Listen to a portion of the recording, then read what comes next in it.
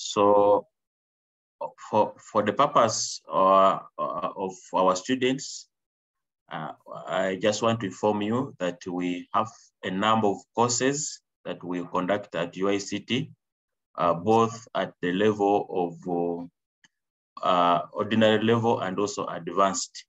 But we also have professional certifications in the areas of ICT. Together with the help and Minister of ICT, we have been carrying Minister of Education.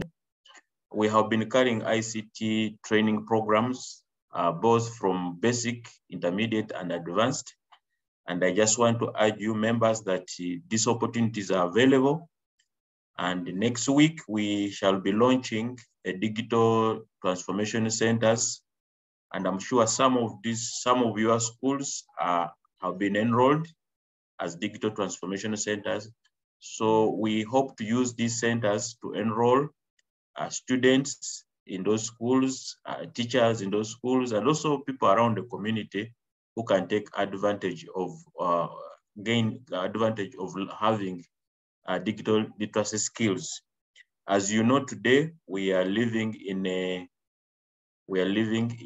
digital world, digital age, where digital economy is rolling over everything that we do. So our mission and our agenda as an institute, and as per the National Development Plan 3, we are expected to provide digital literacy training programs to the community. So I just want to urge you to take advantage of these programs. These programs are free, and we urge students, especially as you go to holiday, take advantage, do a course. These courses are very practical, and I know you can be able to get experience and also be able to get a job.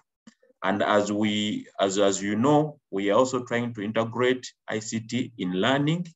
And an example is this seminar we are conducting, and I want us to embrace ICT, and I know we shall be able to benefit. Mr. Kazimba, I want to thank you once again, and I hope I'll be part of this, and I want to keenly listen and see how the seminar goes. Thank you very much.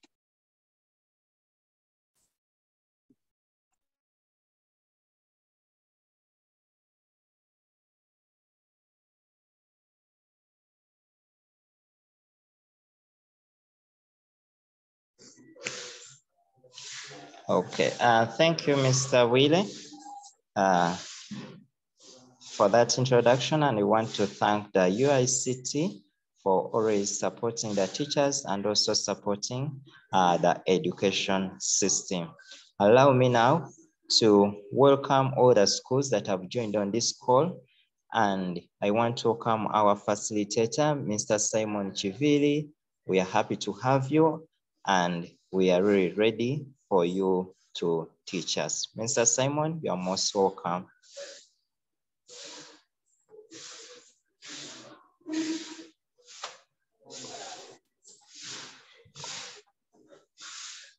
Teacher Simon. Hello, everyone. Hello. Am I clear, Mr. Kazilo? Yes, you are very clear. Well, thank you. I'm glad to be part of this session this evening. I want to salute everyone online and welcome all the members, all the schools, all the colleagues in the profession, and everyone from where you are. I want to first tender my apology for joining in a bit late. Something has just happened that I lost power, I lost connection in just like 10, 15 minutes to the call. You can understand that kind of disorganization on the last minute. But nevertheless, we are here. I want to thank you, dear colleagues, for coming in. And I wish, allow me share my screen here. No.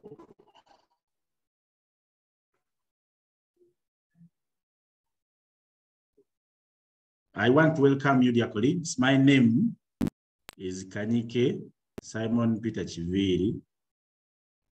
I'm a teacher of ICT.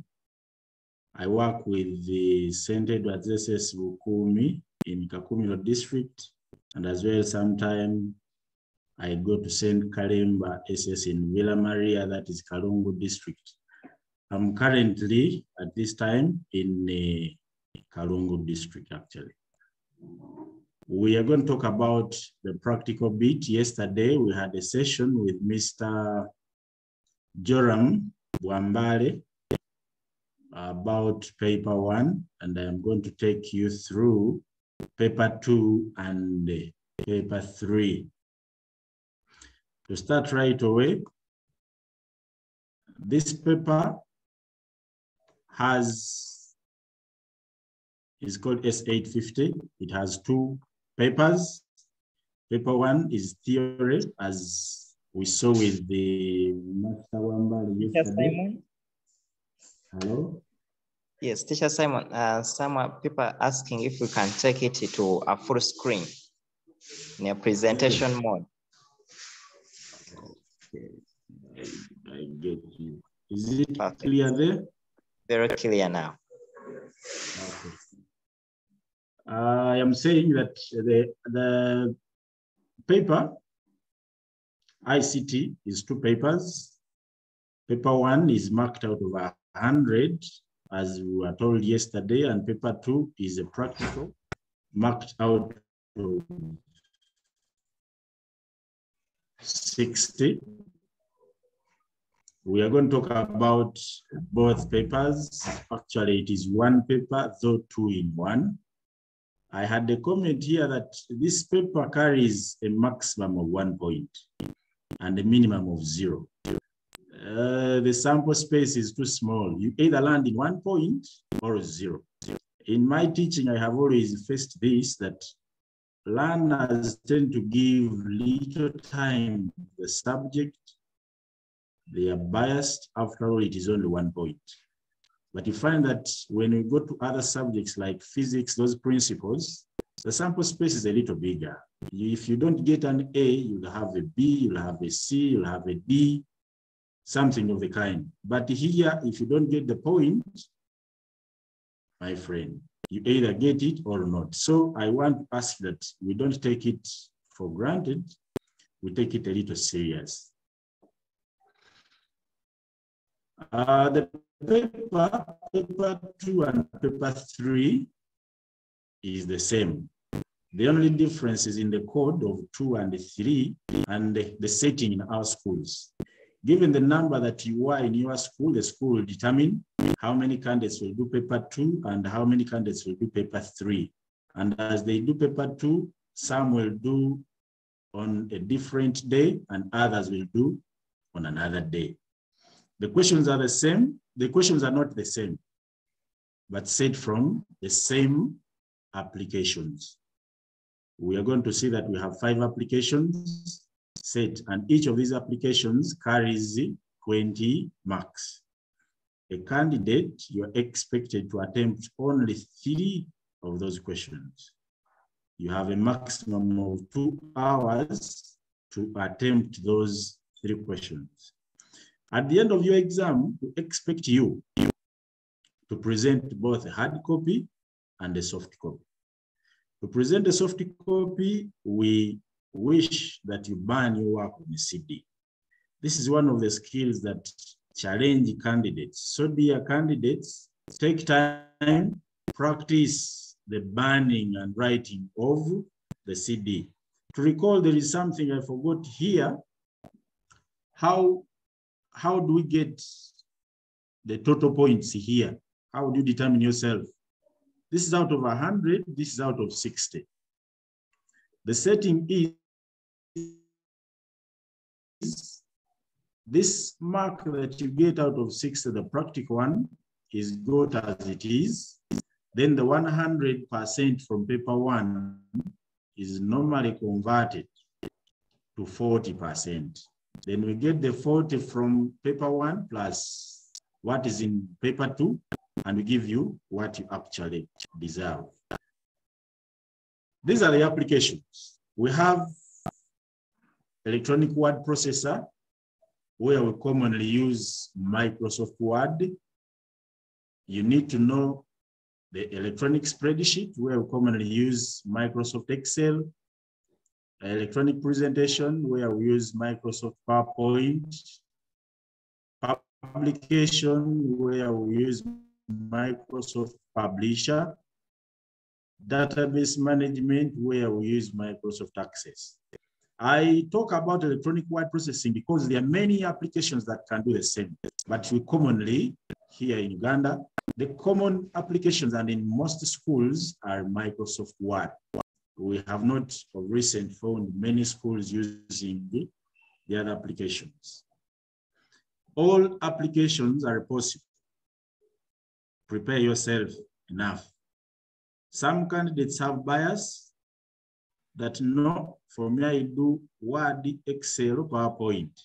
You talk about database, they will tell you, no, I can't do that. You talk about publisher, they'll tell you, no, I can't do that.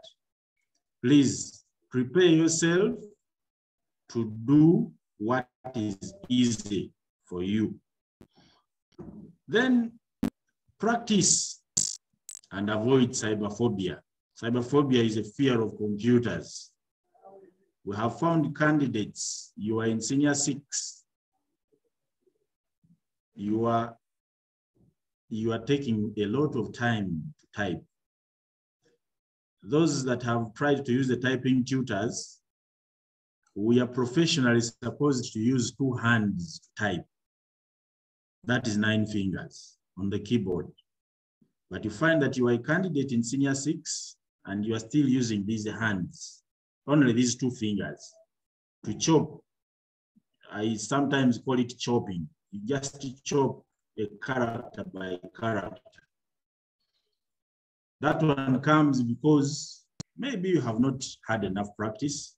Maybe the other factor can be back in our schools, that maybe the devices are few in the lab. You have around 5 machines. The candidates are over 30, 50. That can also be understandable. But do yourself a favor, practice, and don't get scared of using the computer. When you're coming to an exam, don't go for a laptop.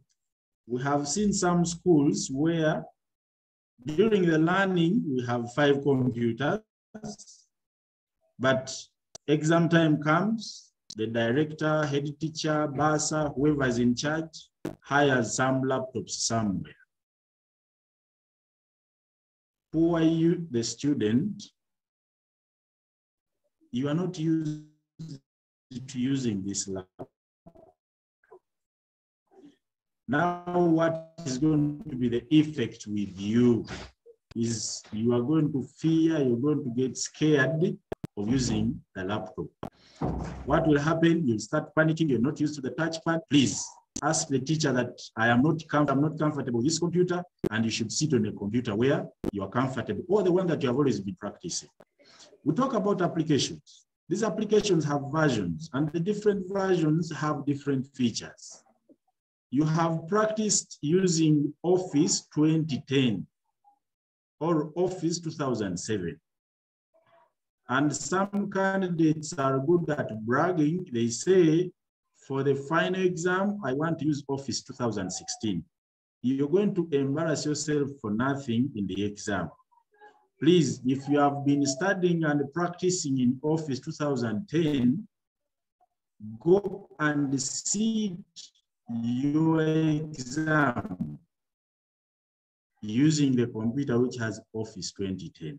Because you are familiar with the interface, you're familiar with the various features there. Even when you know the instructions of the exam, please read the instructions again and make sure you read them and understand them. Take some minutes, read, note the required skills. Don't just think that because I know every time I have to copy and paste, every time I have to change the font, every time I have to do this. No. Take some minutes, read, note the required skills in the exam paper, then you can start. We said the question paper has 5 applications. In the 5 applications, you're expected to choose only 3. So out of the only 3, can you time yourself? We say we have 2 hours. Of the 2 hours that we have, can you time yourself to have an average of 30 minutes on every question? If you have not yet gone for your question paper, for your exam, no, can you practice now? Take some minutes, time yourself, look at the clock on that computer down, because all our computers have clocks. Look at it. Tell yourself that I'm starting to type this question at 4. So by 4:30, I should be done with everything. Time yourself. And after timing yourself, please, you do something. If you realize that I take 45 minutes, just know that you're going to be caught up by time. And some invigilators have no mercy. Some invigilators may not know that, because for us, we are told that the 2 hours are inclusive of the time for saving, burning your CD, inclusive of the time for printing your work. Now the examiner tells you you have started at 9 a.m., 2 hours. 11 a.m., you're supposed to be handing in your CD. Imagine the embarrassment there, where the invigilator is telling you that time is gone. You start rushing here and there. So I'm saying, take your time, please. Now, practice for those 30. Make sure that you give yourself an average of 30 minutes to do the work. The other 30 minutes, because when you say 30 and you have 3 questions, that is 1.5 hours. You can feel free to use those other 30 minutes for printing and burning your work. Take note of the technical terms of the application. The application names, for example, we tell you a word processor. What is a word processor? Some of you, we tell you word processor, you open PowerPoint. We tell you word processor, you open Microsoft Publisher. Please take note. And sometimes the skill, that word skills there, because if I tell you that please give me a font color, red, and you highlight your color, you highlight the paragraph red. Those are 2 different things. We ask for a font, you're giving a highlight color. I will give an example. I think let's first go through this, then briefly, I'll be talking about those samples again. Ensure that you load the correct support files from the support files folder. If you can't locate the support files folder, don't wiseacre. Seek help from the teacher. As well, when you're doing an exam, that invigilator there in the room is not someone from Mars. Normally, the area supervisor will allocate you, that is if you name, for mocks. I believe your teacher is going to be with you. Speak a language that they will understand in case you get stuck on the computer. I am looking for support files. The folder, the question paper is directing me to look for this file from the support files folder, but I'm not locating the folder, the file. I have seen the folder, but the file in question is not there. Don't create your own question. Please seek help and make sure that you can be able to get those files in case you get stuck. Learn to save. During marking of these exams, candidates normally save shortcuts. When does it become a shortcut? When you send it to. In most cases, when we send it to, the computers will ask us to send it to the desktop, and when you send it to the desktop, you'll create a shortcut there. Once you create a shortcut, my friend, you can only open your shortcut on your computer there. When you send me that CD to mark, I cannot mark that shortcut. Then make sure that before you print the work fits on a paper and it is not overflowing. This is common in applications like spreadsheets and sometimes publication. Understand the requirements of the questions. Some of you, especially in presentation, have a saying that presentation is meant to impress the examiner. My friend, you only impress that examiner by doing what that examiner asked for. Even if it is not that examiner that asked for it, but someone asked for it, and I am going to mark, I'll be following what the question paper says. Don't beautify the work when I did not ask for that beauty as the examiner. Each question asked targets particular skills. Don't do the skills that you know but are not asked for. You're going to do them fine, but they're not going to be awarded. They won't be scored anywhere. So please, dear candidate, make sure that you follow what is in the question paper and don't waste time. Why do students fail? Sometimes I have talked about some of these things. The cyberphobia. You fear the computer, the invigilator comes and puts that paper before you, something goes through your body and the heart almost pumps out. You say, wow, it has come again.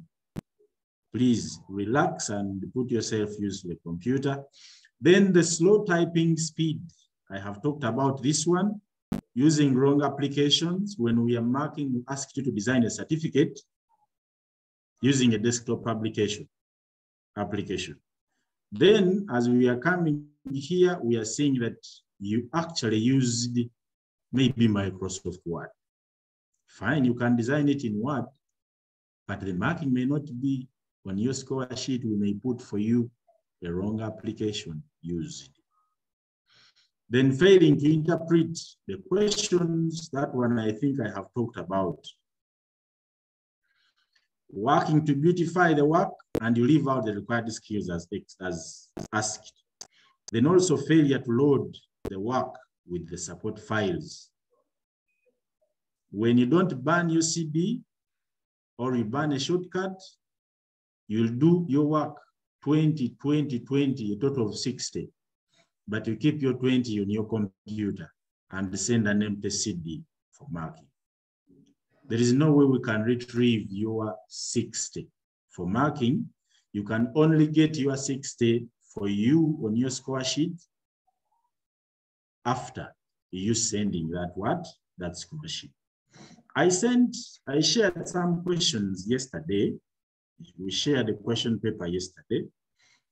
I want to talk about a few of these things here to demonstrate some things here in what I have talked about there. This is the paper that we shared yesterday. We said we have instructions here. We said read the what? Read the instructions. We are there. Now I want to talk about, I said give yourself some 5 minutes. You have done these things right from senior 5. By now, team publisher, team PowerPoint, team Excel. We have a team database, a team Word, team PowerPoint. We have a team database, team publisher, team Excel. Those candidates are there. Now we have read the instructions there. Come, look at this word processing application. Can you read question by question before even touching that computer? You never know, you may tell yourself that your team Excel but you land on Excel and you have very few marks there. Read this one. I am told to load this file. Can I load it? How many marks are given? One of the advantages of ICT paper 2 is that the marks are there indicated. And you'll be in position of telling, can I be able to do this skill? If you can be able to attempt and do that skill, please go on, take on that question. Can I put a title? Yes. Can I have this 4-point line below the title? I think I can draw the line, but I can't do this. So out of the 2 marks here, you tell yourself that I have 1. Highlight the paragraph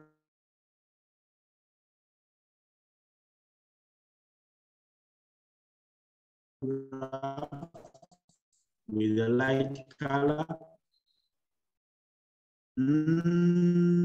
This one I cannot do. Change the paragraph into 2. Paragraph 2 into bulleted list. That one I can do. So you go on checking. You count how many marks do I have here. I want to wrap up this and say maybe out of 20. In question 1, that is a word processor, out of 20, I have 16. And they get these percentages. It is 2 marks I can do. Those are 2.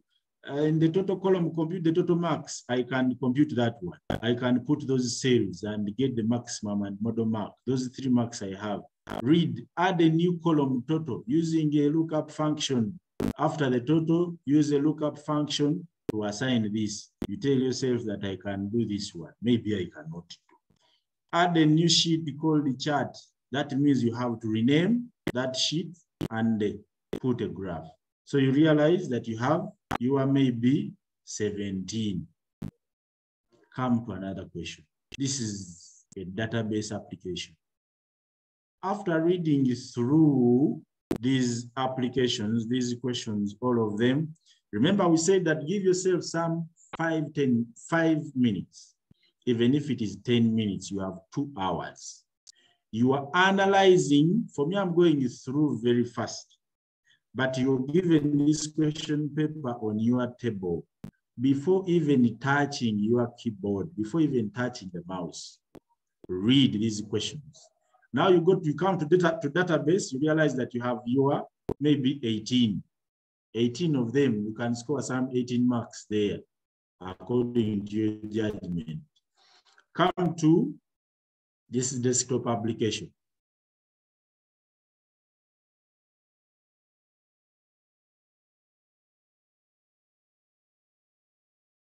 Look at it.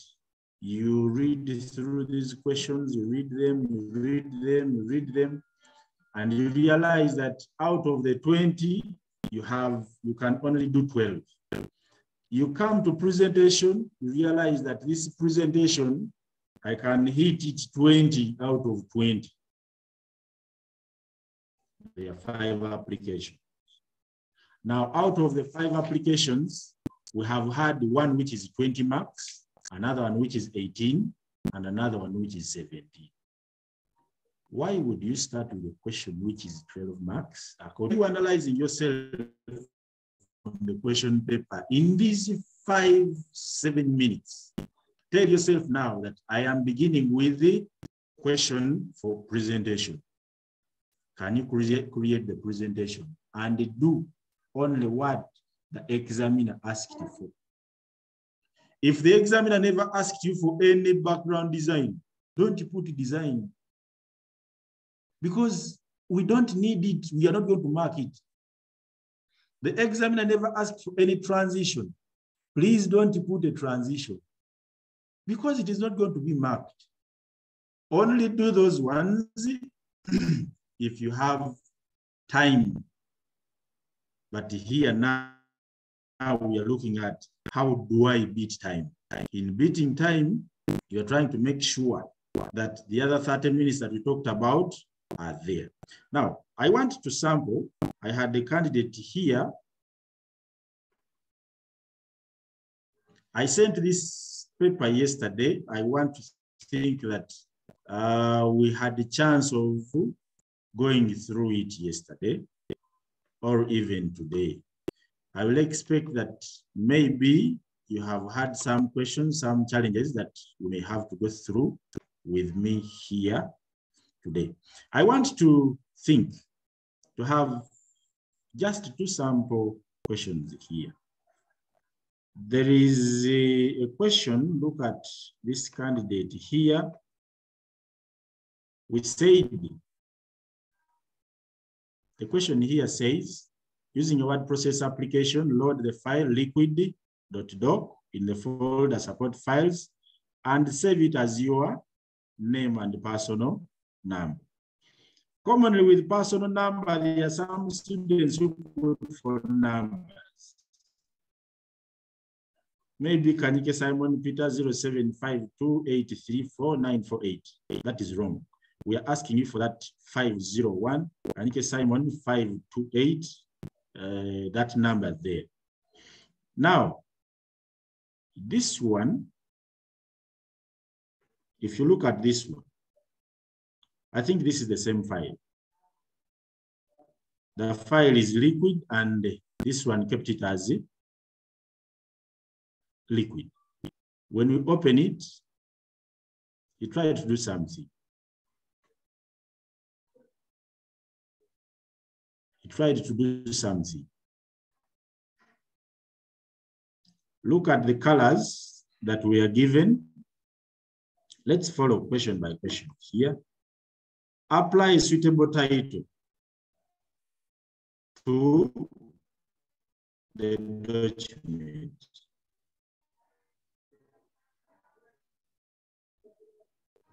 This one, you remember we talked about copying and pasting. We have not seen a question there that tells us to copy and paste. The support files here, I think, let me check for the support files here.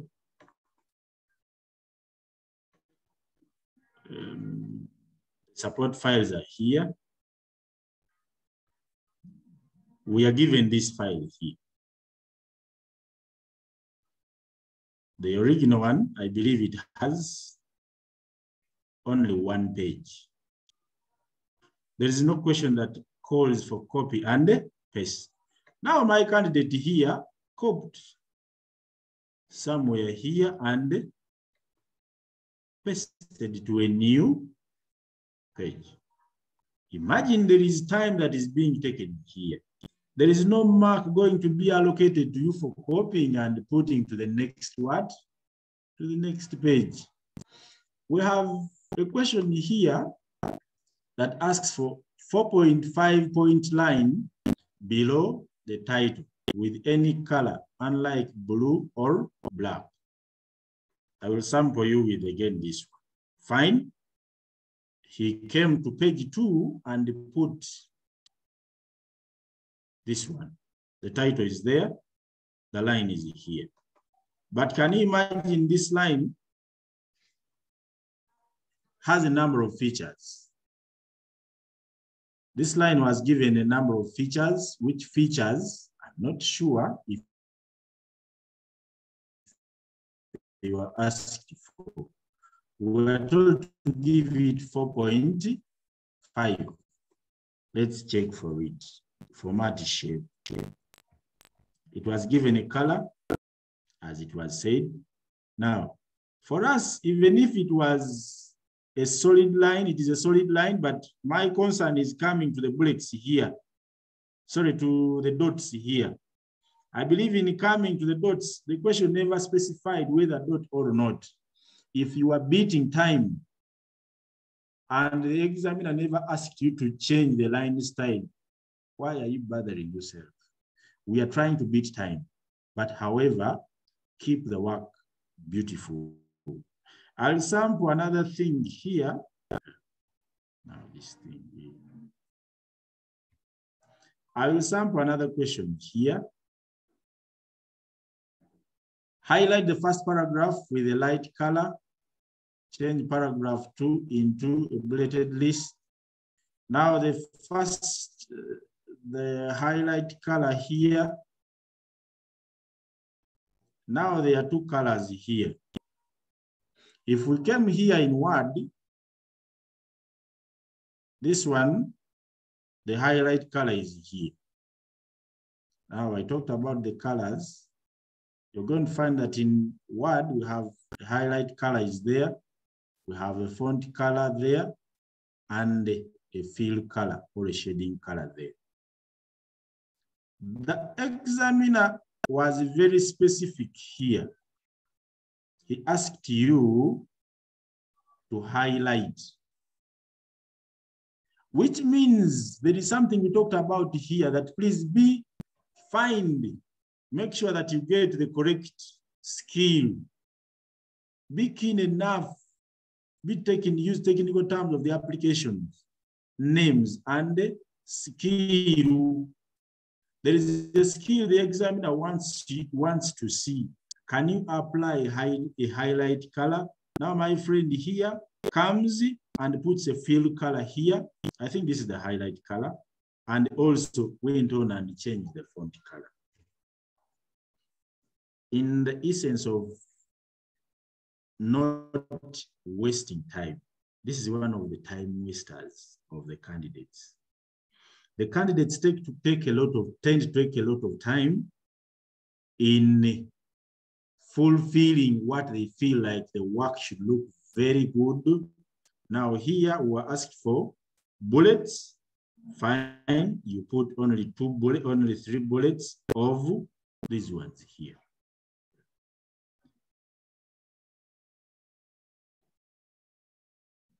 Talk about the margins. Set the margins to this one, this one, this one. Now, when you talk about the dimensions, this also applies in publication. Please be very careful of these units. This measurement is in inches. I think we can all understand. If it is in inches and you come to your document here, I'm not sure what mine has.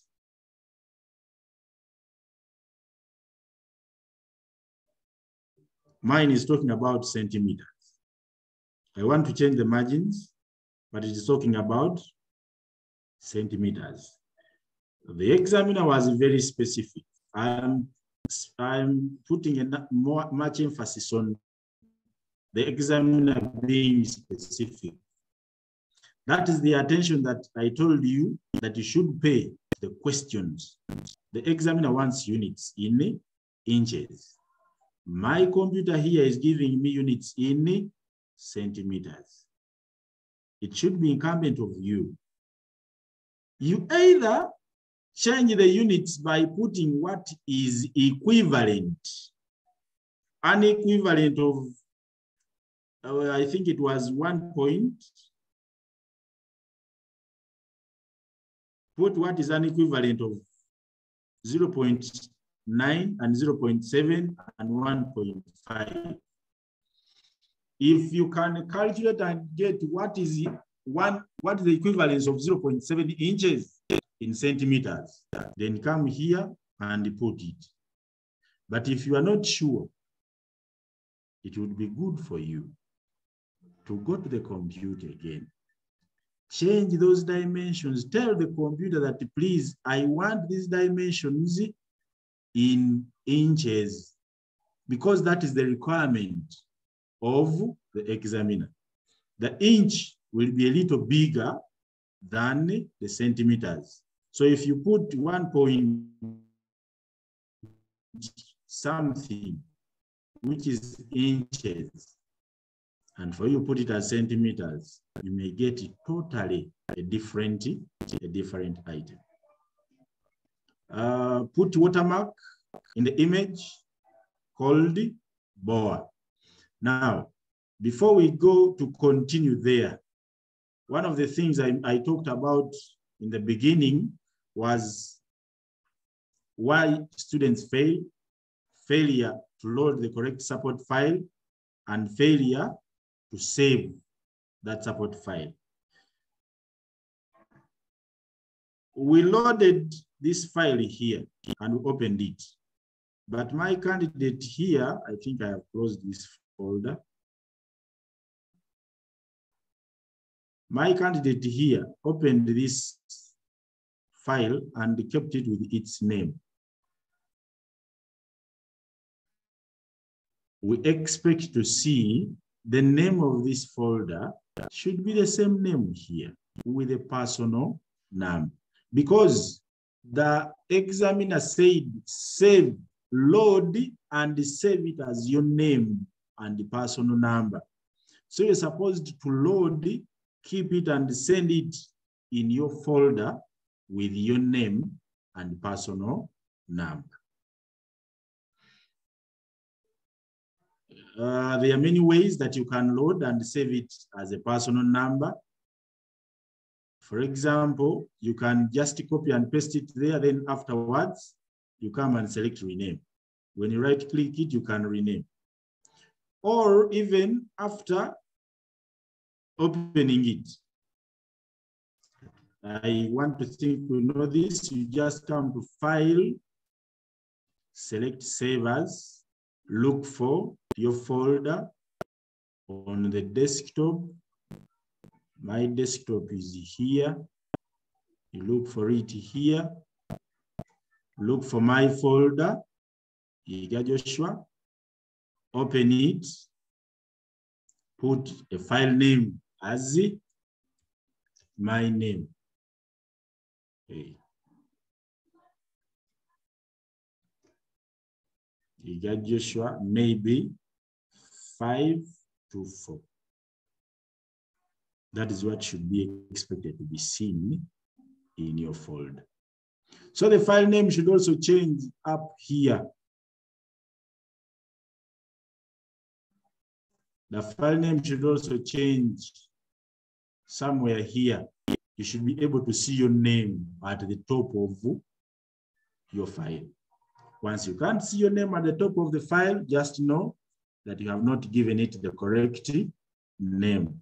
This applies for all applications. The other challenge always comes in locating the support files. Like here, we are told to put a watermark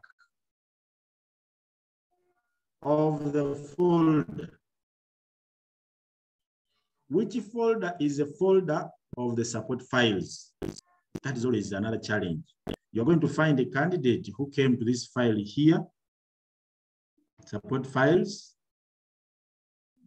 We are told to use a file BOA. Because I know how the watermark looks like, I will copy, come here, and paste my folder, my photo, because I know where and how, I know how the watermark looks like, and I have failed to put it. I will come to format, and I wrap behind the text. Is it really a watermark? It is not a watermark. But you're going to find a candidate, because I know there are even some wise ones who will come in the very photo. They try maybe to reduce it in brightness, because I know that the watermark should be in washout mode. So it is as bright as that. The technicality that I talked about, if I have to mark the watermark, there are some things that we have to come and check. Okay, I will come here in the watermark and check for the custom what? Watermark. The watermark is showing me that there is no what? There is no watermark. So some of the things that you're going to do, you may do them trying to beat around here and there because you know how it looks like. But there are some ways that you can prove that the thing is not correct. So try not to meander around. Do the skill that was asked for by the examiner from the question paper. I have dwelled so much on word processor. I may not go through all the questions. I want to leave some minutes that the candidates may have to ask some questions there, because I believe you went through this question paper and maybe here and there. Now we come to spreadsheet. I talked about printing. I'm not sure if I have this file here done, but I think it is here. Oh, it is not done. But anyway, we talked about printing. This one now will always fit. This one can fit on the paper, I believe. I wanted to look for this color in here. How do you know that your work is going to fit? How will you know that my work is going to fit? I don't know if you can see a dotted line here. I have tried to expand to do something there to check for. I wanted to get this dotted line. Normally, you can come in the layouts here and try to split in the layout, in the page layout. It will always demarcate for us that this page ends here. If I tried to expand this column, you're going to find that the total and position are put on another page. Once they are extended on another page, that means I am duplicating. These ones are not going to be printed, but my work is going to another page.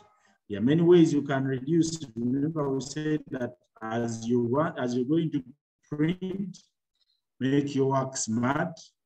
I think we know that we can try to reduce the sizes of the columns. That is the best way of reducing the size of the papers. Just come and reduce this such that this one goes there. Alternatively, sometimes it may not be asked in Excel. The examiner may not ask you to turn the paper to landscape. So it would be incumbent of you that for purposes of having my work fit, I want to have my work fit, you would come in the layout and change the orientation to landscape, such that the work can properly fit on your sheet. The cases when we are asked to draw graphs, like this question, it asked to draw a graph, but unfortunately I don't have the graph here.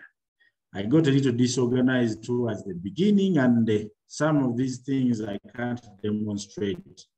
But I'm going to leave a few minutes for us to ask questions, and we can share them, all of us here. That is with a spreadsheet. Talk about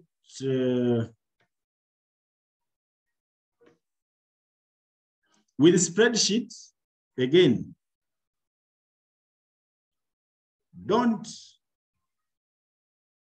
this thing was asking for a total. I don't know how to get the total. I don't know the formula to use for the total.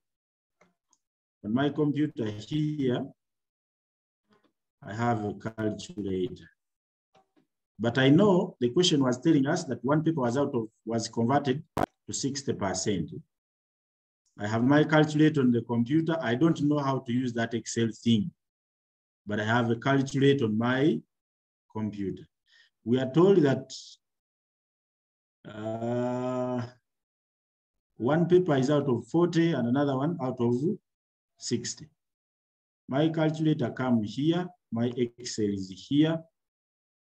So I will come here, 80 out of 100 times 40. So this one is 32. Add another column here. I think it is already there. My calculator is somewhere here.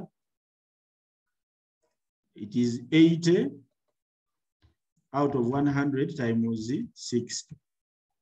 So my answer is 48. My total here, my calculator is still there. 32 plus 48. So my answer here is 80. I think I'm correct. My answers are all correct.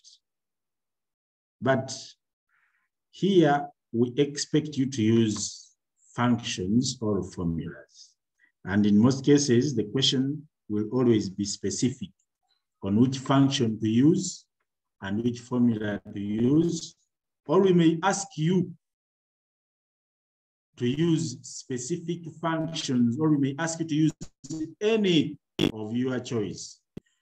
Then when we come to mark this exam, please be careful that in Excel, when I expect a formula here, I will either double click, you see that thing? When I double click, I can't see a formula. When I click in this cell, this part called the formula bar here will always display for us the content of this thing I have selected. So when I click here, I am seeing 32. This is a clear indication that this candidate does not know the formulas. So what will I do? I cannot give you a mark there. You're going to lose. You're being intelligent, thank you, but you're not doing the right thing of the application. We expected you to put a formula that is going to calculate for us by telling us that this one is that equals that 88 times 100, where we multiply by 40. So you're going to find that this formula here, when I click here, I am going to get my answer there. My formula seen there. When I click here, you have only that figure. And besides, you know very well that with Excel, we type only one formula, and you shall do what we call the autofilling. All the answers will come automatically. Why bother yourself with calculating figure by figure on the calculator? You're being an intelligent candidate, but the application is challenging you. So now, to avoid those issues, we get this one also, and we say that it is this cell out of 100, because we are told their percentages, times 60. You see, the values are even being different. So you autofill. By the fact that the examiner comes here, I click this and I can see the formula up. I click this and I can see the formula up. I know this candidate is good and he knows what he's actually doing. Now printing time comes. It would be good that when you're printing, print this work, but also to be wise enough to be safe. Because one of the reasons why you send a hard copy for marking, there are chances that your CD may break along the way. There are chances that you send an empty CD. So in case of those two, this hard copy that you printed can be a very good backup for you. Me, who is going to mark your work, I am going to base on this hard copy here to judge you. But I can't look at the hard copy, this thing here, to check and see these formulas. I can't see them. So you're going to lose the marks for those formulas. Now, to be okay with it, make sure now in Excel, come to your computer, press Control. Now trouble is going to come. I don't know the name of this button on the keyboard. But whoever is on the keyboard, look at your keyboard. On the left, before that, there is that line on top where we have numbers 1, 2, 3, 4. That button has two symbols before 1. above the tab key, before 1. So when you press Control and that button, I don't know if anyone on the call knows the name of that button. I shall be glad to get guidance there. When you press Control and that button, you're going to realize that my formulas are displayed here. You see the 32 which you calculated manually, that the formula is not there again. So the examiner will just come and check this one, that the formulas are there and they are the correct ones. I score and give you your marks there. So it would be good for you again. Feel free. You can print this one as well. Print this one, this front end, and also feel free to print this formula view. Attach it and send it. In case your CD goes empty and you don't have anything, please add it there, such that at any time the examiner has no excuse. I can always mark your formula to be correct. Allow me to talk about the rest are functions and formulas for calculations. I didn't intend to go through deep. I'm talking about these basics. We are going to ask some questions there. Now, database. What are the key aspects that we have to look at? Table. We know very well that in database, the table is the primary object. Mess up with the table as you're designing it, you mess up with all the other objects in the database. So be very careful as you're designing your table in design view. I want to think that we all know how to determine a field with the primary key. Set up a primary key. Make sure that the primary key is on the right field and it has the correct data type. I tried to do this one here. When you're entering data, you're required to design a table database name. Design a table from the above data and name it employee with appropriate data types. Now this question, yes, I was taking enough here. I asked you to create a form. This is a common question. Create a form and use it to enter the above what? The above records.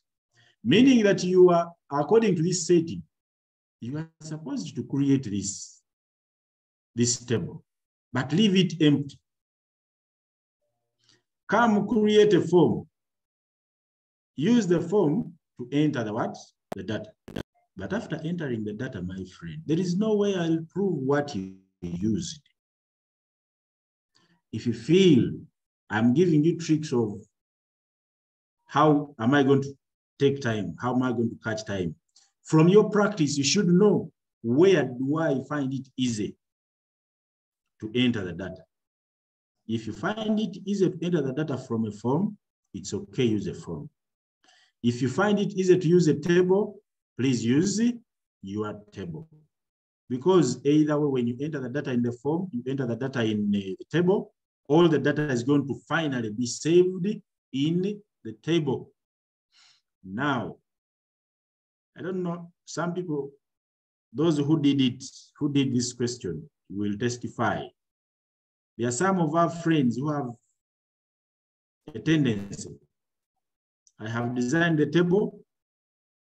To enter the data, I enter a field at a time in the data sheet view, entering a field at a time. This is a bit wrong. It is not wrong because anyway, the data will always be there. I will ask a question. We shall identify which field is fit to be a primary key. The computer will tell you that a primary key cannot contain a null value. You are supposed to first feed the primary key. Now, in this case, I don't think first name can be a primary key because commonly our questions always come when the first field is fit to be a primary key. Now, whoever said this one to be a primary key, it is true we don't have a repeating name here, but the data is not fit to be. Because at any time you can have any 3 people in the same class having MUCC in the same department when there are 2 people called MUCC. Now, make sure that you set an appropriate primary key. Give the correct data type. Here, you should be able to look at these values here in the table. And you tell yourself that, yes, this one is fit to be text. This one is fit to be text or lookup wizard. This is text or auto number. This is text. This is number. This is date stroke time. Once you make your table perfect, you're going to find it very easy for you, my friend, to pass that database question. Because all these other objects we shall ask are going to originate from the table. Allow me to end the database there and talk about, we are supposed to create a report. All those ones are originating from the table. Maybe about something small about the query. In the query, make sure that you know the correct criteria, because all the queries are going to come, they are looking for particular criteria. Make sure that you read the query, understand it, and know which criteria am I supposed to put. Because after all, again, during the marking, that examiner will look for that criteria from your query. Talk about publication. Can you remember we said that first read the question? As you're reading the question, please give yourself time to understand which publication are you designing. In designing here, there are principles of design. You're not going to create a half-baked item. Sometimes we may decide for you the colors, we may decide for you some of the things, some of the shapes, but feel free to make sure that whatever you put there is in the correct position. Do your positioning very well of the items. Ask yourself a question. If this is a certificate, for example, you're designing it, ask yourself, if I designed this certificate, if I gave someone a job, for it maybe you are a club patron, you give someone a job who has a stationery somewhere to design for you a certificate for your candidates who have this of senior 6 who have completed their level and have done Excel, PowerPoint, and what. And he brought for you 80 of those certificates looking like the one you have designed. Ask yourself, can I buy it? If you also tell yourself that you can't buy that certificate, then just know that the certificate is not good. But however, remember I said, we shall mark looking for those skills. Have you put your name as the owner of the certificate, or you are a signatory? Have you put a background color and design? Is it having a border which is nice looking? Are you balancing the paper properly? Because these are the things that the examiner is going to look for. Look for a photo. Did you put this photo? If you did so, is it in correct positioning? That is about publication. Remember about the size as well. If you see this one is also talking about inches. And with publication, before you start designing, some questions may come, some questions specifying the size may come around part G. So you find that by the time you come to change the paper size, you have already made your designs wide enough. And when you change the paper size, those things are going to become a bit disorganized. So please make sure that you begin with setting the paper size. Then presentation software. This is the application where candidates always say that it is good. This one is done to impress the examiner. You are not going to impress me as an examiner if you don't do the things you asked for in the question paper. Don't put action buttons if they are not required. Don't put animations if they are not required. There is a question here where we tell you to put animations, for example. Insert a uniform slide transition in all your work. Now this one, we never asked for any animation here. You're going to find a candidate, for example, in this presentation, there are different animations on this slide. There are different animations on this slide, different animations on this slide, and a different animation on this object. And also this one, just know that you're taking time there. If the examiner was not specific enough for which animations or transitions that he likes, please put something uniform and apply to all and continue. You have applied the animations, you have applied the transitions. If I wanted more, I would ask and be specific that please here, put this, here, put this. We are doing an exam. But if you're going to present to people in a big audience, make your presentation interesting and appealing. I'm talking about two things now. Exam and another one for the public image for the presentation. But also what you are preparing to present should look like that one, which is going to be for public consumption. I think what I prepared to talk about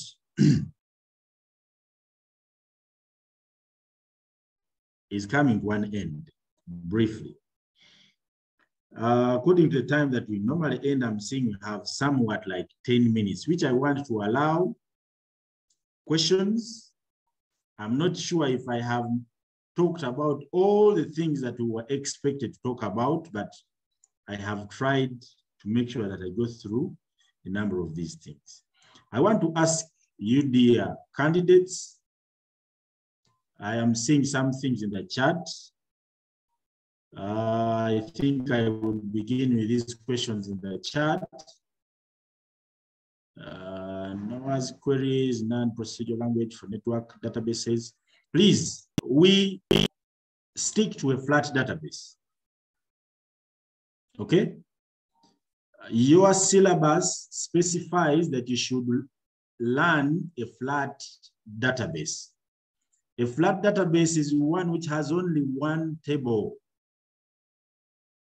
If you may go through the UNEP past papers, I don't think you may find one which calls for 2 or 3 or network databases, because we commonly teach you how to create relationships. But according to the syllabus, show how to change some of the units in Microsoft Word. Okay, I think that one, let's demonstrate it briefly here. How do we change the units that we talked about here?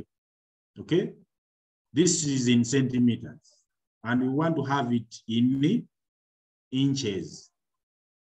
Come to File. In File, we shall have these options. File, Options. Please come here. In Options, we have this dialog box here. We shall look for this tab, this other tab called Advanced.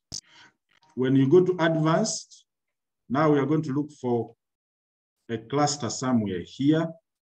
You will scroll down and look for something like display, this cluster of display. I am interested in this one, of all these items. Show measurements in units of centimeters. Mine is in centimeters. So we shall click there. And our question is talking about inches. Then I'll select inches and tell it that please, okay. I said inches.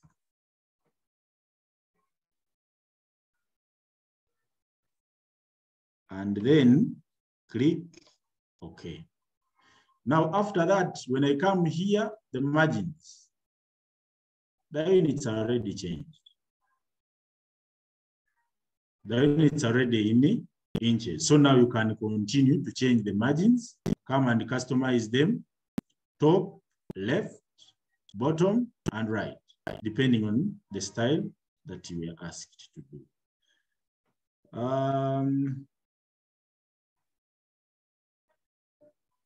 Oh, thank you very much. That button is called a tilde, as in the chat. Thank you. Thank you, Mr. Curtis. I don't know anyway if you're Mr. or Madam.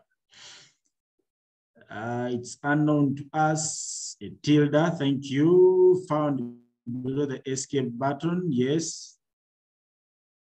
The caret, no, this is the key for exponential. Raising a number to a power. I am not a good mathematician, but raising numbers to power, I think that is a superscript. A tidy key tilde. Those queries of age things I need for clarification, sir. Okay. Queries for age. What is your comment about the use of wizard when creating a form, query, or report in a database? About creating, using wizards, we have always not recommended the candidates to use wizards. But if you can use a wizard and customize it to meet the needs of the examiner, to meet the needs of the question, I think it's no problem. Okay. I am seeing a number of hands, but let me first go through these questions in the chat. If allowed, well and good, but otherwise don't use. Yes, I said with the wizards, if you can do and use a wizard, you go back and customize your form or query to look like the very query, the very form, the very report that would be done in design view, please go ahead. But why waste time and you don't design it there? How do you mail merge when using MS Word?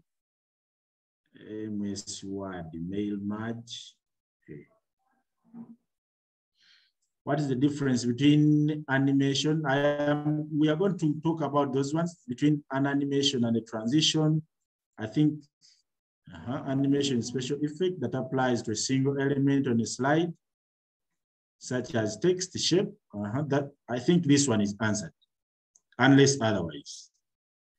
How are the two papers categorized to come up with the final mark? I think I talked about that one in the beginning, and this one has been answered. How do we write our work to the CD, and what are the precautions that should be taken when doing it? On database, do you print everything, including queries? Please, on the database, print everything. Banning a CD. Let me talk about that one briefly. Banning a CD, we are always told to use a CD rewrite, but technology is improving.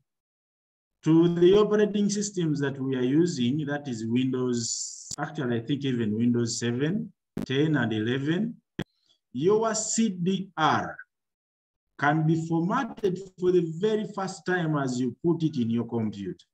You can format it to be a CDRW, where you can always add and remove your content there. So while banning, please the first format your CD. Make sure in those options that come, don't put it as a CD because it normally gives two options like USB or like CD drive to be read in a DVD player, something of the kind. Choose that option of like USB flash, such that you can always burn your work there. On database, we print everything. Please print everything. Because remember, we said this is going to be your backup. If your CD breaks or you burn an empty CD and the CD comes to the center and we are not seeing your work, just imagine yourself when you printed only a table. We're going to give you marks for only the table. But if it doesn't have things there, you can always be safe if you get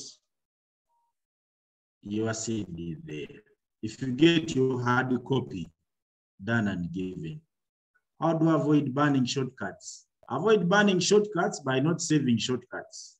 I think we can demonstrate that thing of shortcuts. How do you put work on the CD-ROM? I think we have talked about that one. After formatting your CD, you can either copy and paste the CD. You can right-click and send it to the CD like you do as you send it to a flash. You can also drag and drop after opening the CD. List in the chat the name of your school and the number of students. Okay, this is Mr. Kaziwa. Share with us the contact for more inquiries. I will share the contacts. How to displace the formulas on a table. Arua SS, I have not got this question. How to displace the formulas. I think you'll have to reset it. Core SS, okay. From your explanation, it looks like as if we are not supposed to copy the support files, but start answering as instructed in the same document. No, I gave two alternatives with the support files. Allow me look for the other one of, I should demonstrate this one because the support files normally give us problems. Presentation talked about this as the support file. To load this one and save it. By loading, it means open. So I have loaded and opened. Save it as your name and personal number in your folder on the desktop. So I said there are two ways. The first way, which is recommended by the examiner, by that guy who said the exam, is come to File, select Save As. I said browse, look for your folder. Our folder that we are demonstrating with is Iga Joshua. Look for the desktop. Look for Iga Joshua here, who is here. Open it and change the name from Diet to Iga Joshua. Then save. So now when I come to my folder here, Iga Joshua, you're going to find a presentation is there. Okay?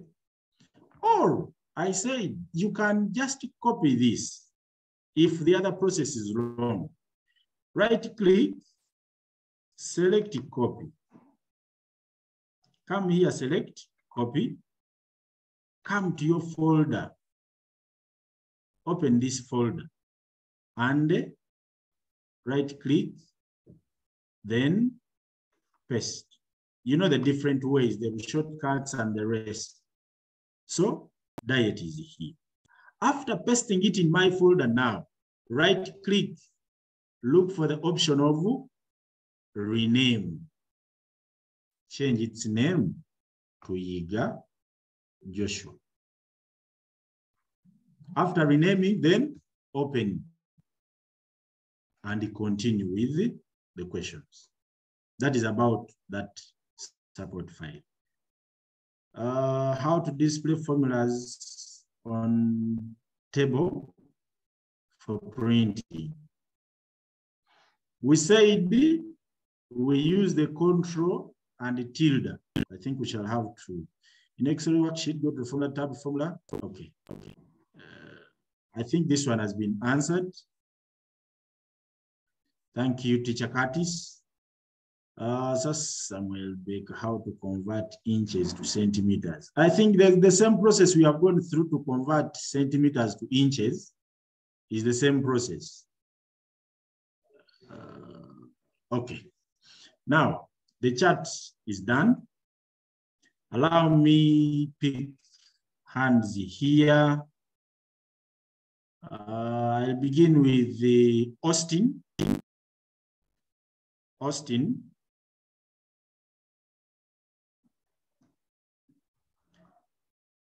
Austin, please unmute yourself. I think you can unmute.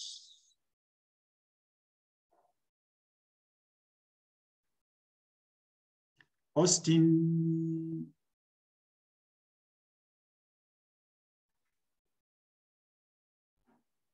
I think some people are not recalling their names. Hey. Please, Austin. Good evening. Good evening. I'm asking about the saving of names and queries, tables, such things. So is it a must that you should save it in the very font that you're told to? Let's say it's a sentence case, uppercase, or it's optional, you can do whatever you want, as saving maybe the name of the file name and other things. The best would be a sentence case. Have the first one as a capital, then the rest can follow. Okay. Yes. Then we have another question. In like Excel, what's the difference between like a formula and a function? But the question is specific about those two. I beg your pardon. I heard about formula and function. I didn't get the other one behind it. I was like, if I told the question is specific about the formula or function, how do you differentiate them in making those calculations? Yes, we asked, even during the sessions as we are studying, we learned that a formula is that expression that you derive there and then to calculate something, like we did in the spreadsheet here as we demonstrated. Like we did there, that is a formula. A function is called a predefined formula. These ones are known and we always have them. Things of some, there is always a word that you write prior. Please, unless otherwise, if the question paper is talking about a formula, unless it talks about a formula, when the question is saying, use a formula to get the positions, and you know that it is a function called rank that can only do it. But if you know that the question is asking for a formula, and you know it is not, there is a formula that we can generate without a function, please use that formula. Where need be, the examiner will always ask you to use a function. And be specific where it is a function, to use a function. Where it is specific to use a formula, to use a formula. Thank you. Okay, please mute again. Then there is ACT High School.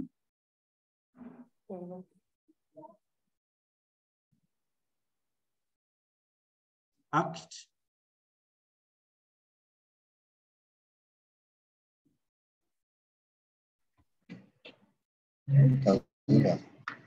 Yeah, thank you. Good evening.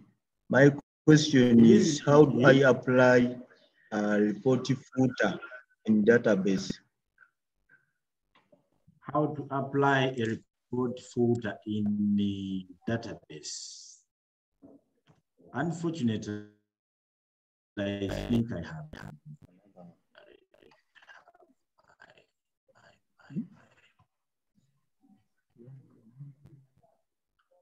Allow me, I'm going to create a simple database here with only 3 fields.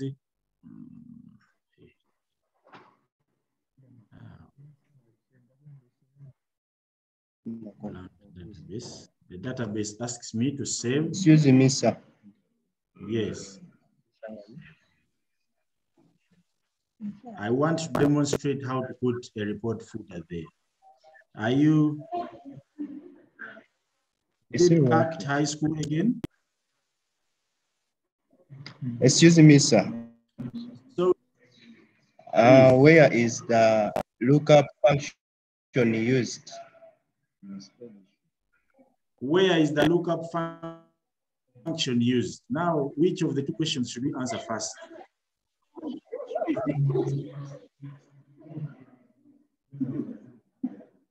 Okay, I'm going to demonstrate also the lookup here. These are students. This is students table. We have their student ID, for example. I'm sorry, I'm not going to use the other very question. Maybe surname, last name, and gender. Now the student, this one, let me keep that one, auto number, the surname, short text. Now the lookup wizard, when do we use lookup wizard? The lookup wizard will be used in case we have data that is going to be repeating. For example, look at our question here.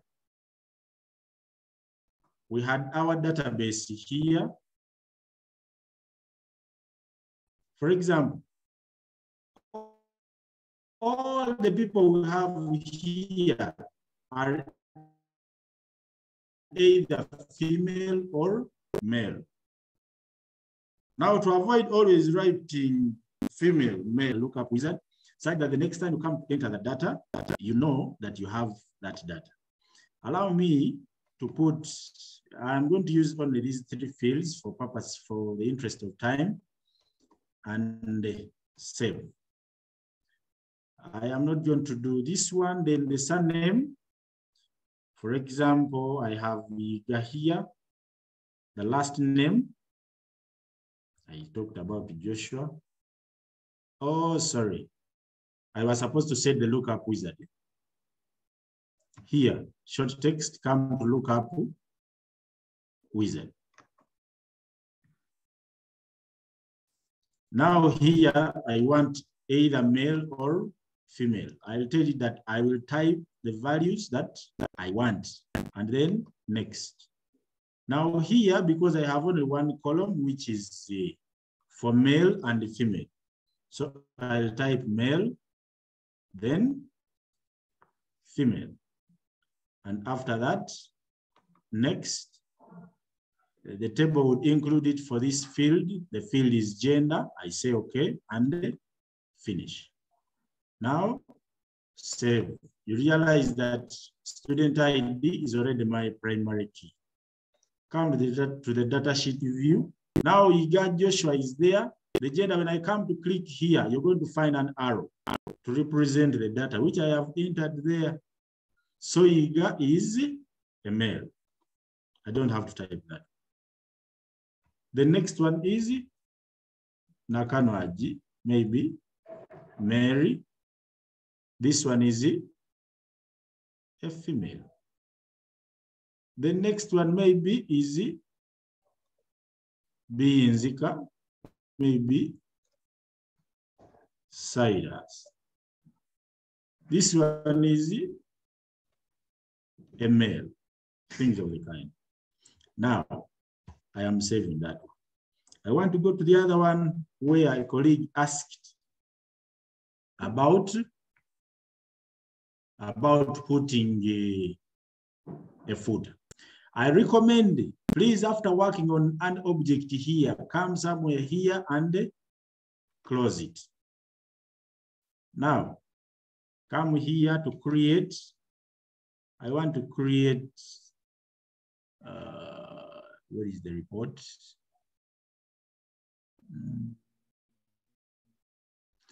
This thing is also blocking here.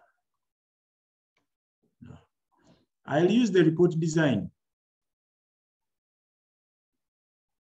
and add existing fields, show my tables, I want to use this students table, and I put all these fields because that is the report that I want. And having the report there, having the report here, ideally, I would come and reduce the size of this. This is my working area. Someone asked, how do I put a footer in the report? Do you see that I have a page footer? Here in the design, I have the logo, the title, the date and time. When I activate the title here, it is in the head and footer. If I activate the title here, maybe that would be the easiest. There is a page footer and the report footer.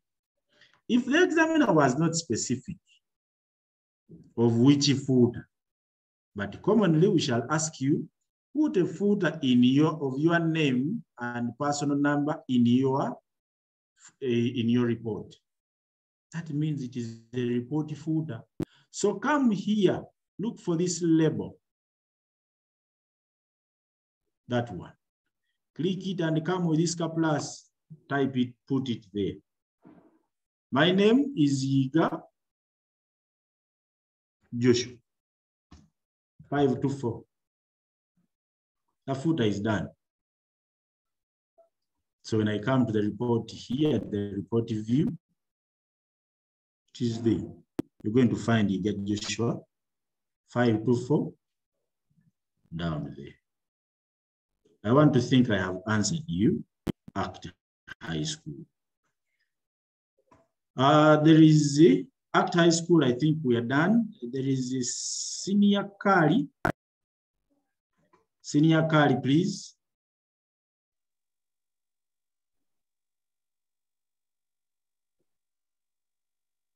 Yes, please. Good evening. Good evening. Yeah, now my question is all about something to do with the currency.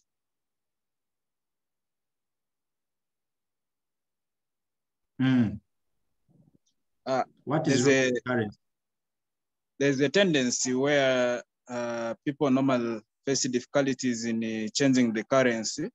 You appear to have changed it on your computer, but when you transfer it onto another computer, you find when it has reversed to US dollars, whichever currency your computer is set to. So I would want you to help us understand how we can permanently change it so that our works cannot be affected. I think that in which application? Database, Excel. It commonly happens to access, in fact, database and Excel, yeah. Now, the easiest way, if I may come to Excel here, would be you coming, select your data, come to this numbering here. Some people come and change it from the computer here. Here you are changing the currency setting of the computer, but not of the file, such that whichever file is on that computer will always be following that currency. But here, I said, come to this cluster of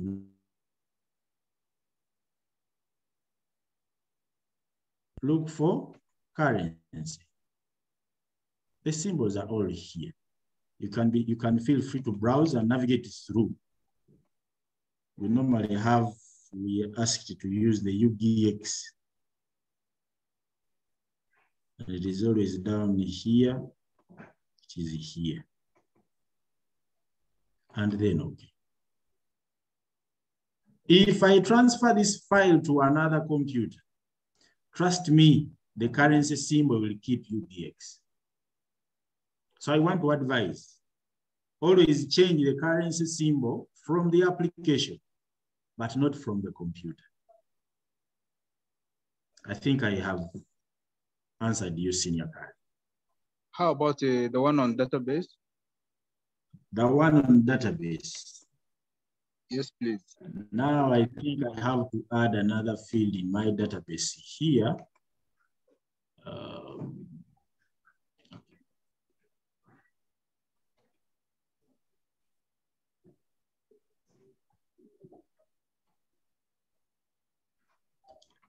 Let me add something like amount paid.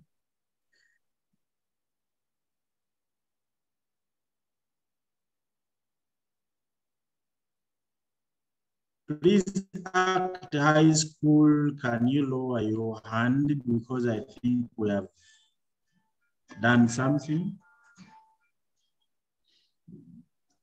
Currency is here. Now in the currency, you still come in the format here. Which format is it?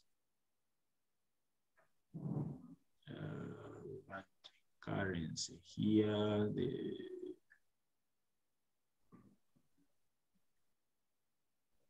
the type euro fixed.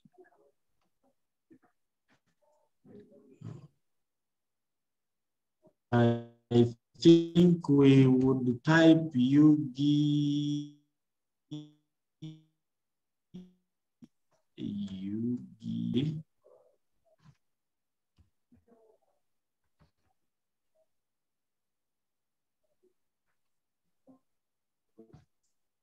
Save.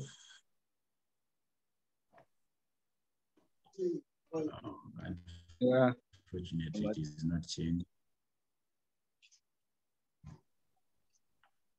Now this one.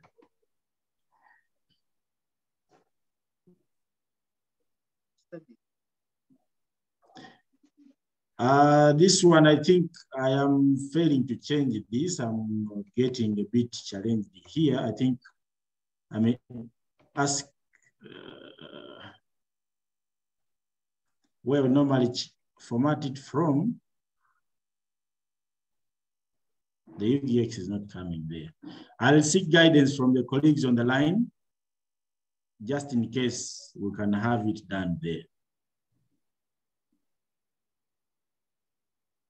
Someone would come in the chat and give us guidance there. Meanwhile, I think let me choose another person here as we wait for some other guidance. I know we are going to get that one there. All right, thanks. Yes, thank you too. Justin Kenneth, Justin Janeth.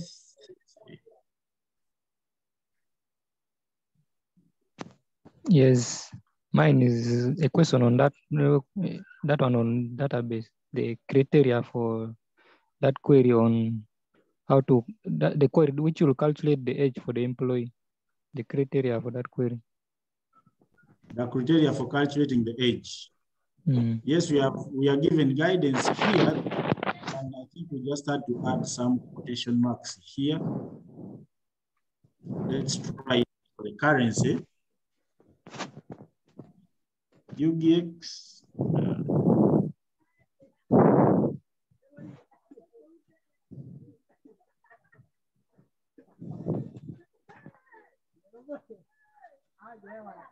And we put this hash.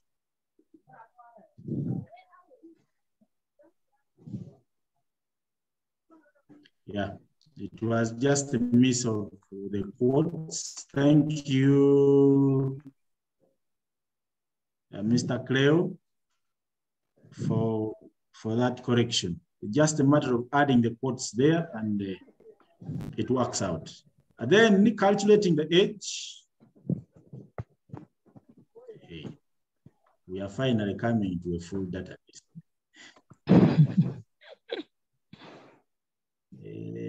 Okay, it's okay. Let me add another field here for maybe the date of birth. And the data type here should be date stroke time. We save.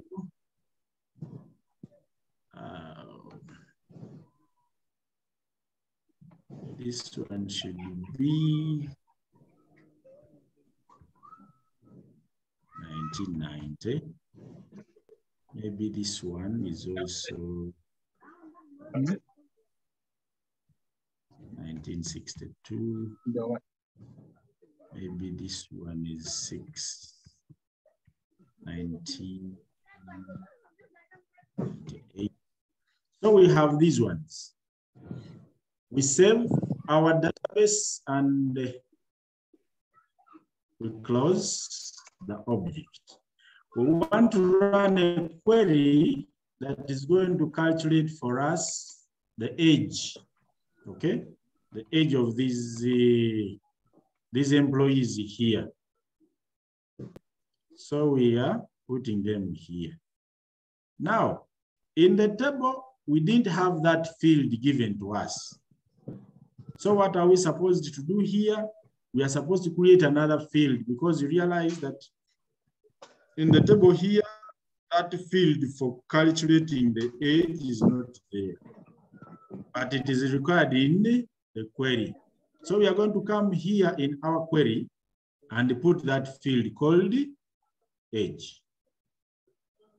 We shall put this formula. There are many formulas, but I'm going to demonstrate this one. Here, open a bracket and put a function now. Open and close the function now and close it again. Then minus, here, open a bracket. We put this square bracket for a field name.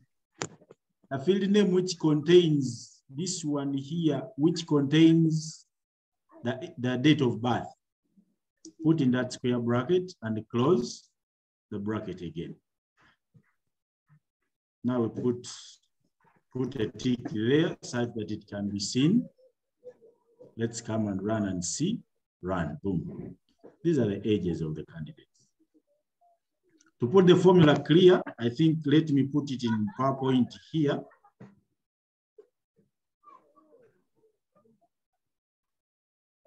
I will put it in PowerPoint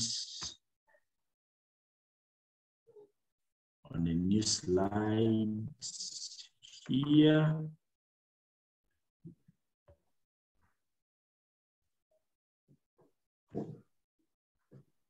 I said we shall put here now. Now calls for the date here on the computer. Then the year for date of birth calls for the year in the other date in that field there. I think I have answered this. Then ICT class Kakuto.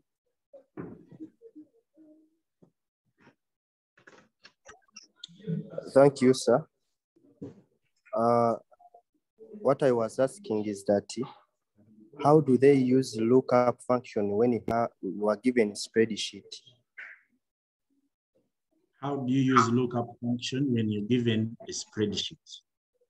That function was supposed to be used even in that very spreadsheet that I sent yesterday. Now, the lookup, there are two lookups. I think we shall use them now. Let's do it very fast.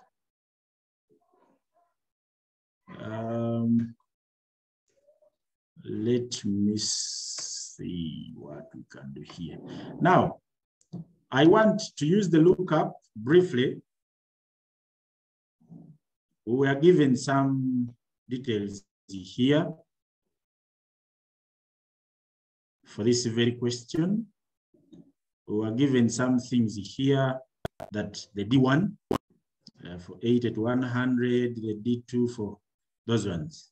Now, allow me, there are two lookup functions. One is VLOOKUP, which is an abbreviation of vertical lookup, and the other one is HLOOKUP, an abbreviation of horizontal lookup. Before using these functions, you are supposed to prepare your data, arrange the data as it is given in this table here. Now, this one was technically given to you like it is, but allow me, I am going to skip some things. We are going to align them now. D1, We are told it is 80 to 100. How I wish someone, okay. D2, I think it is from 70 to 79. C3 is from, I think, 65 to 69. Then C4 is from 60 to 64. C5 is from 55 to 59. And the C6 is from 50 to 54. Then pass 7 is from 45 to 49. Then pass 8 is from 40 to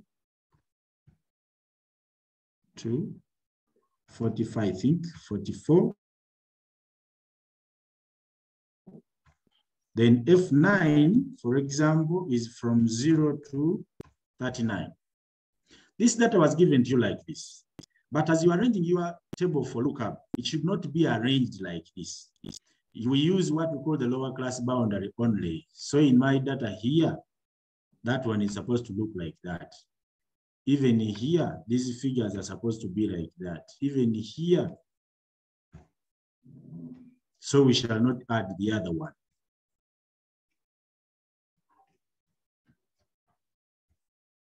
Even here.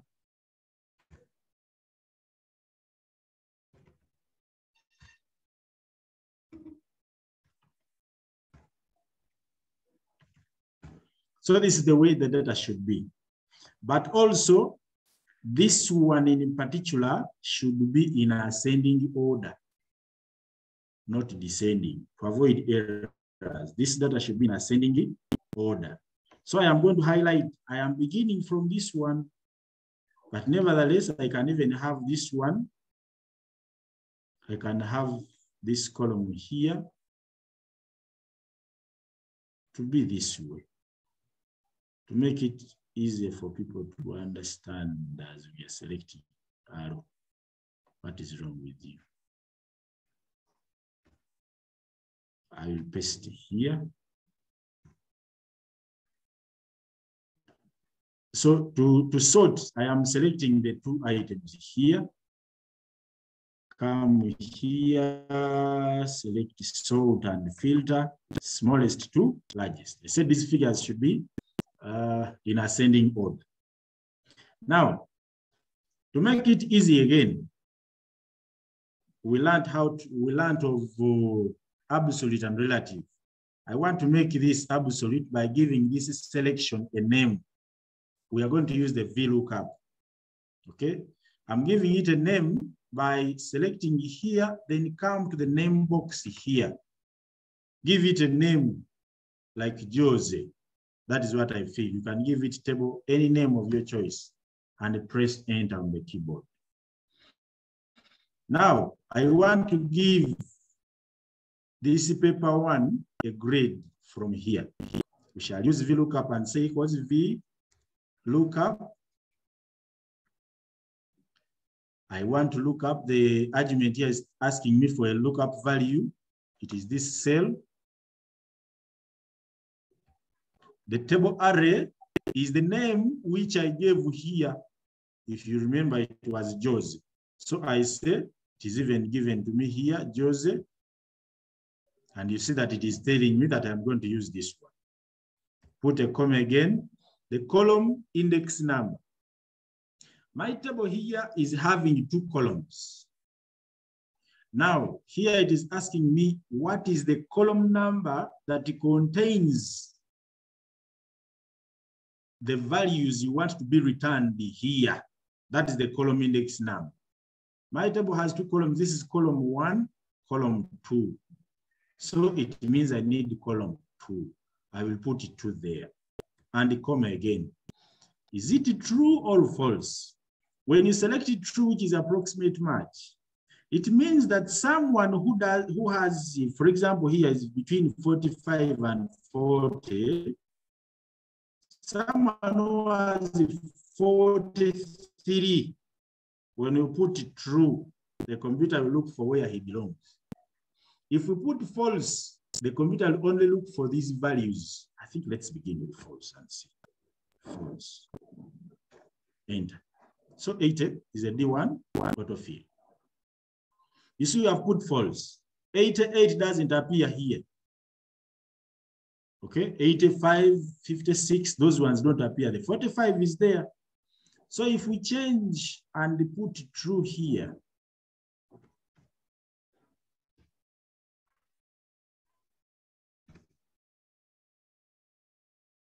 and we do it again, boom, all these people are given their distinctions. That is VLOOKUP. Now with HLOOKUP, the rest is the same. The only difference is the arrangement of this data of the table. You can put this table either on this very chart or on any other chart, but I'm using this chart for ease of comparison. We are supposed to say F9, 0. Pass 8, 40. Then pass 7, 45. Then C6, 50.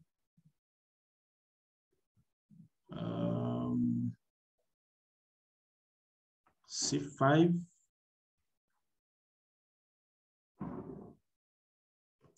55.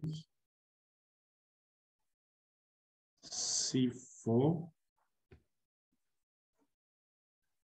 is the 60. Then C3 is 65. Then D2 is 70.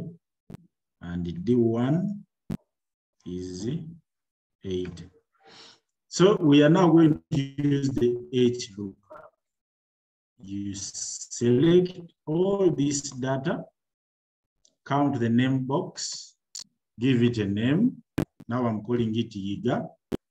I want to use the same thing here to use HLOOKUP here now. Insert a new column here, and we say equals HLOOKUP. Open a bracket, this one, C2.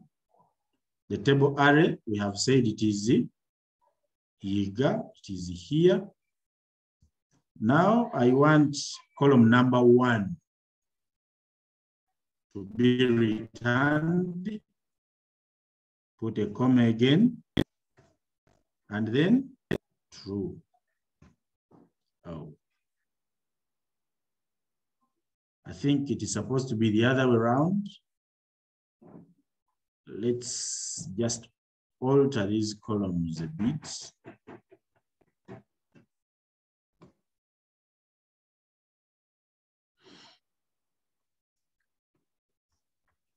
I'm just going to alter these columns a bit.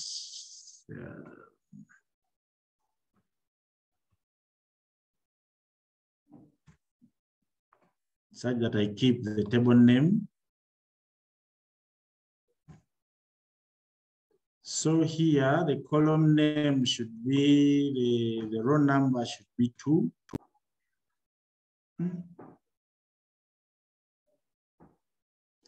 Oh, no. Let me select this table again and give it another name.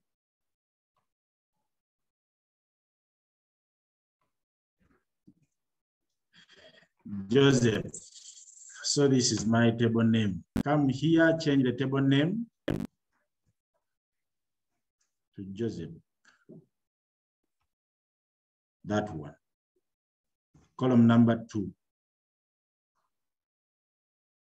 I want row number 2. So you find that this is our grading again. I want to think that I have answered you. Many of our schools are now in supper time. I don't know if questions. ICT class Kakuto. That should be our last question. Yes, sir. Okay. ICT class Kakuto. I think I have answered you. Okay, sir. But do we just compute the value?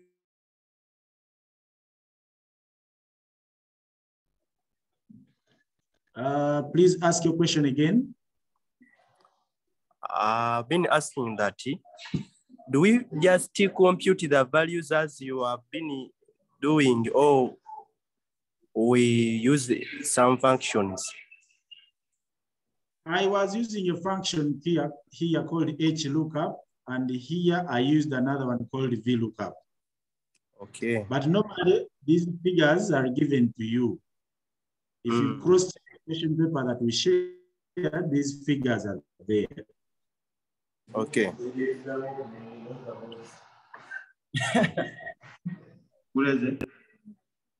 So, Mr. Kaziba, I think the hands are done, and also the chat, I think, seems to be cleared. I want to say a big thank you to all the participants on the call. A big thank you, Mr. Kaziba, for the mobilization of this event. And a big thank you for the colleagues in the profession that are on the call as well. My name is Kanike Simon Peter Chiviri once again. Someone asked me to share. I think let me share this slide again. Oh, no. That is my name, and I work in these schools. I want to say that I think we have done and gained something for now, and I want to wish all the candidates the best in your forthcoming mock exams. Mr. Kaziba, over to you, sir. Okay, thank you so much, Teacher Simon, for the wonderful presentation. We cannot thank you enough. Thank you so much. I want also to thank all the teachers that have been on the call, those that have been able to connect their students from the different parts of the country, from all over the country. Thank you so much. I want to thank all the students that have been on the call. Thank you so much for sacrificing your time to be on the call to learn and also to share with your friends from other schools. I want to let you know that next week, the kitchen is hot. We shall continue to have other sessions for the full week. So next week, we are going to release the program, the timetable that we shall be following, and we shall ask your teachers to share it with you. We shall be dealing with other subjects because I have noticed that you still have some gaps that Teacher Simon may need to fix. So probably we shall request Teacher Simon to kindly also allow to come back next week if his timetable can allow, such that we can have ICT, but also we are going to include other subjects that have not been facilitated this week.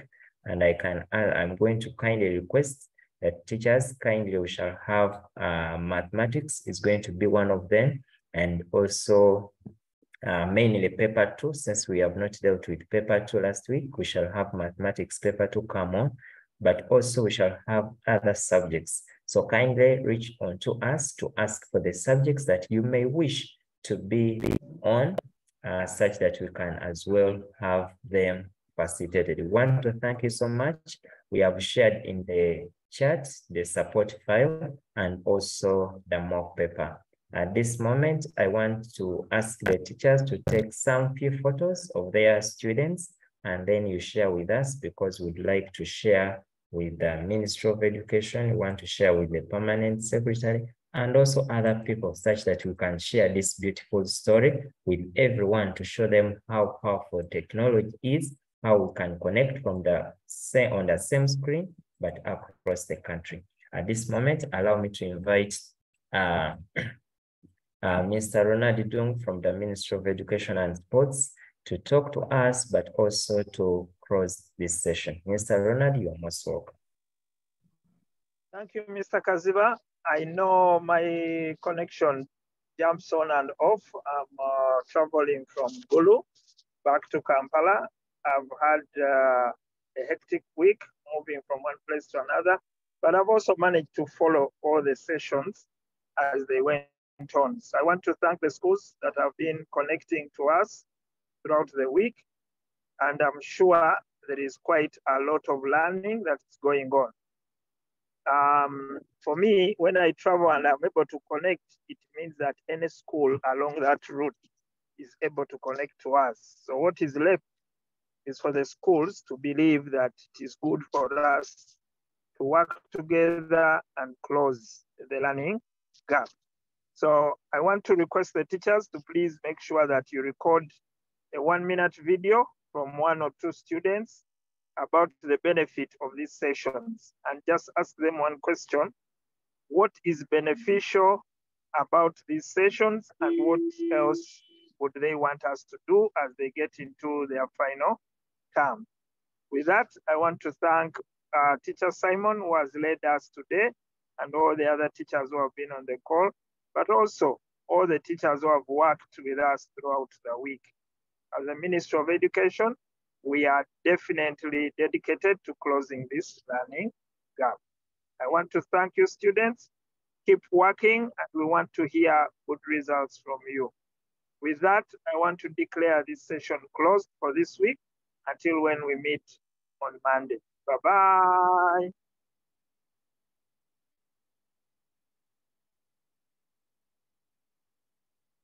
Bye-bye, everyone. Kindly you can unmute and say bye-bye to each other.